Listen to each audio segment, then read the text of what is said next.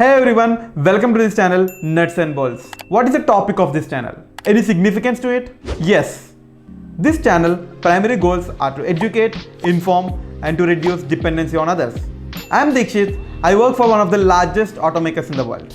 I would like to discuss travel in the past and the future here. Nowadays people doesn't know the innovation happen and future gonna happen in cars. To make it clear, we are here. Innovation, execution leads to reality. What kind of a cars you buy? What you see mostly? I believe that everyone has unique insights gained from experience, observation and interaction. We can also lack or make mistakes in reality. Knowledge leads to success. We feel happy present without knowing the future what's gonna happen.